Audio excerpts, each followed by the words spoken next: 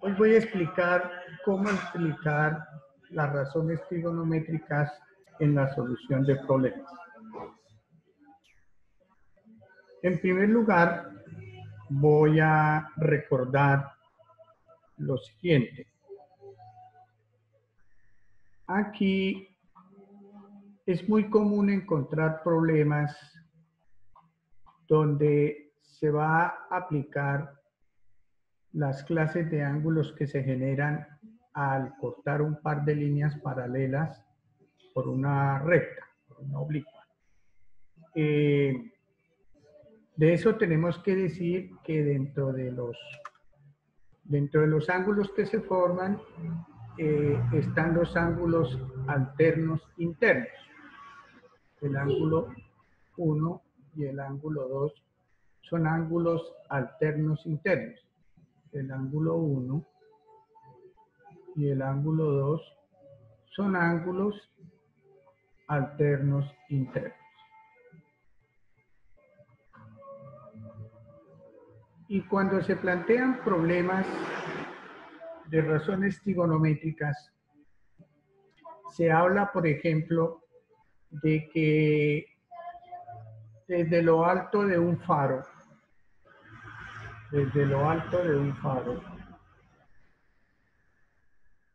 se observa un barco con un ángulo de depresión.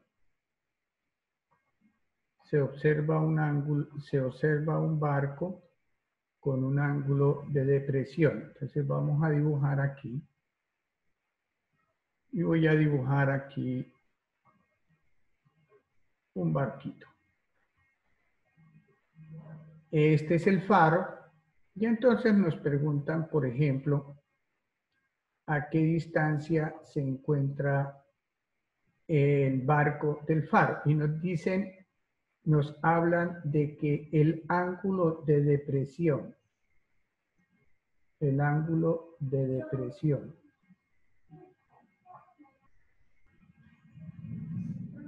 entonces el ángulo de depresión es el ángulo que se forma acá. Es el ángulo de depresión, llamémoslo el ángulo alfa. Y nos dan ese ángulo.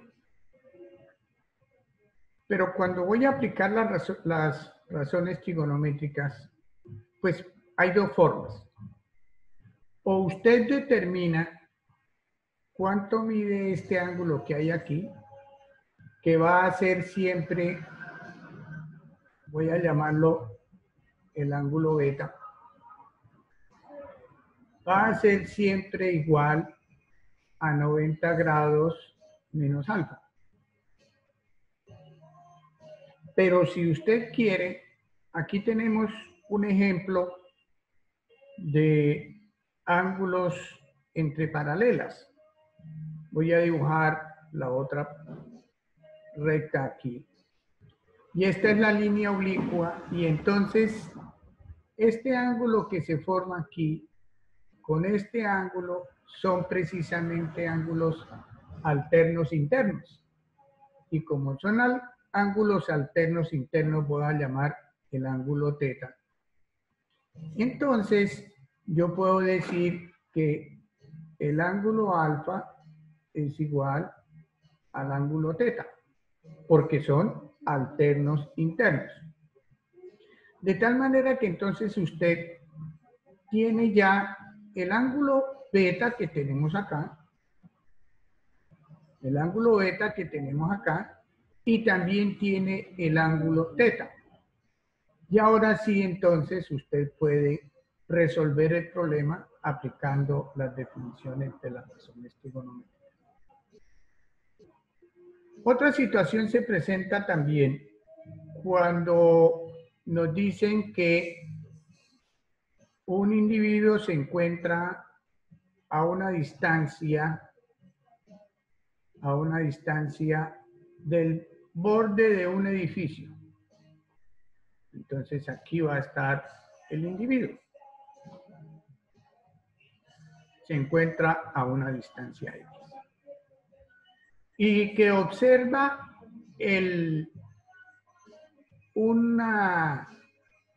una antena de televisión que se encuentra en la parte superior de un edificio y que lo observa con un ángulo de elevación de 30 grados. Entonces, ángulo de elevación. Ese ángulo de elevación, entonces es el ángulo que se forma en la horizontal y la visual del individuo que está observando la antena que se encuentra en la parte superior del edificio. Este ángulo, 30 grados, es el ángulo de elevación. Entonces, dos conceptos importantes que son el ángulo de depresión y el ángulo de elevación. El ángulo de elevación es cuando yo miro, digamos así, cuando la vista mía está enfocada hacia la parte superior. Y el ángulo de depresión es cuando la vista se encuentra mirando hacia abajo. Entonces, y podemos determinar los valores de los ángulos, pues porque aquí precisamente se presentan los ángulos entre paralelas. Aquí también tenemos una paralela. Voy a dibujar la otra recta. Aquí tenemos esta línea que es paralela a la horizontal. Esta línea que tenemos acá, esta línea es paralela a esta. Pues aquí nos dieron el valor del ángulo, entonces no hay necesidad de indicar aquí cuál es el valor de este ángulo, aunque ya sabemos que por alternos internos vale 30 grados y que si queremos saber cuál es el valor de este ángulo, pues sencillamente a 90 grados le quitamos este ángulo de aquí y ahí obtenemos el valor del ángulo B y ahora sí nos quedarían los dos ángulos agudos y el triángulo rectángulo para resolver el problema. Bien, esas son dos cosas importantes que debemos tener en cuenta. Ahora, ¿cómo saber cuál es la relación? Cuando se plantea el problema, me dice que un triángulo rectángulo o que la altura de un edificio o que la altura de un árbol. Lo primero que usted debe hacer antes de cualquier cosa es elaborar un diagrama, dibujar un triángulo rectángulo, dibujar el triángulo rectángulo, indicar cuáles son los ángulos agudos, igual ponerle el nombre, ¿no? A, B y C. Indicar cuáles son los ángulos agudos, si usted quiere, puede trabajar como el ángulo B o puede nombrarlo con una letra griega. Por ejemplo, es lo mismo que hablar del ángulo phi, la letra griega phi. El ángulo A, que también lo puedo llamar el ángulo alfa. Entonces, no importa cuál de los dos usted utilice, igual siguen siendo los dos ángulos agudos. Una vez que usted tiene los dos ángulos agudos, entonces usted va a identificar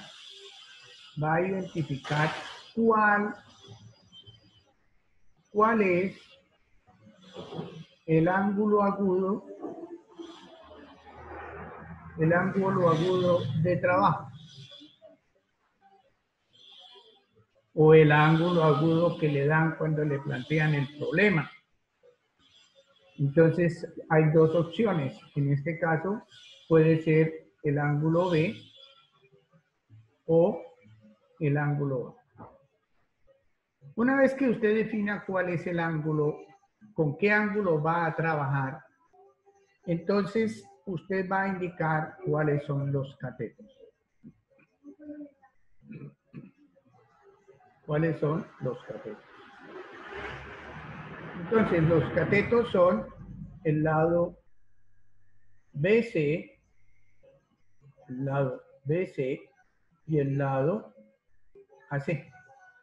Y bueno, pues también determinamos cuál es la hipotenusa. en este caso el lado AB. Bueno, una vez que usted ha elegido y ya sabe cuáles son los catetos y ya ha elegido, vamos a suponer que eligió el ángulo B, entonces usted me va a decir BC y AC, ¿qué tipo de cateto es con respecto al ángulo A? Al ángulo B. Entonces, si usted ve aquí el lado BC y forma parte del ángulo, pues entonces usted ya puede decir que es el cateto adyacente. Pues si ese es el cateto adyacente, por descarte, entonces el otro tiene que ser el cateto opuesto. Listo, la hipotenusa sí sigue siendo la misma parte. Lo mismo sucede si usted elige el ángulo A. Si elige el ángulo A, también tenemos el lado BC, el cateto BC y el cateto AC. Entonces, ¿cuál es el cateto adyacente? El que forma parte del ángulo. ¿Y dónde está la letra que corresponde al ángulo? Pues es en este cateto. Entonces, este es el cateto adyacente. Y entonces, por supuesto que el otro será el cateto opuesto. Ya con esas definiciones, sabiendo cuál es, pues lo único que usted tiene que hacer es aplicar las definiciones, la definición para escribir la ecuación. Entonces, si usted dice el seno de A es igual por definición cateto opuesto sobre hipotenusa, que el coseno de A va a ser igual al cateto adyacente sobre la hipotenusa y que la tangente de A va a ser igual al cateto opuesto sobre el cateto adyacente.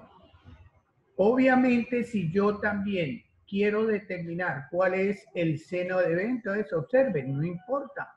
El seno de B sigue siendo el cateto opuesto, el coseno de B sigue siendo el cateto adyacente sobre la hipotenusa y la tangente de B sigue siendo el cateto opuesto sobre el cateto adyacente. Por último,